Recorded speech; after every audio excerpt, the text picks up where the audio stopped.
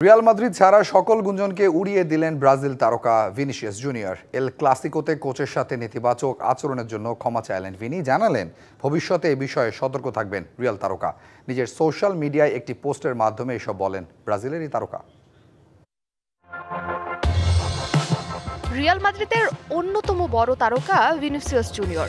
All white শিবিরের সাথে Vini নামটা যেন ওতপ্রোতভাবে জড়িত। তবে শেষ এল ক্লাসিকোতে কোচের সঙ্গে অসন্তোষ জন্ম নেয় ভিনির, আর তাতেই বেশ কিছু আন্তর্জাতিক গণমাধ্যমে ভিনির রিয়াল ছাড়ার গুঞ্জনের খবর প্রকাশ করা হয়।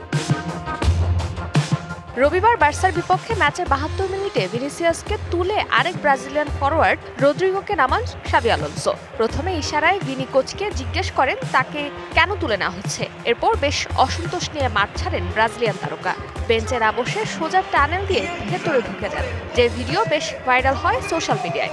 এরপরই এই বিষয়টি নিয়ে উঠে নানা গুঞ্জন, যদিও পরে অবশ্য বেঞ্চে ফেরেন এই ব্রাজিলিয়ান তারকা। তবে এবার সব গুঞ্জন উড়িয়ে দিয়ে অবশেষে মুখ খুললেন ব্রাজিলিয়ান এই সুপারস্টার।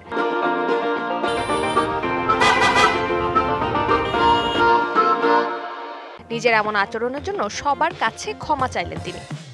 ক্লাসিকোতে বদলি হিসেবে মাঠ ছাড়ার সময় আমার প্রতিক্রিয়ার জন্য আজ সকল মাদ্রিদিস্তার কাছে ক্ষমা চাইছি। আমি আজকের অনুশীলনের সময় যেমন ব্যক্তিগতভাবে চেয়েছি, ঠিক তেমনি আবারও আমার সতীর্থদের, ক্লাবের ও সভাপতির কাছে ক্ষমা চাইছি।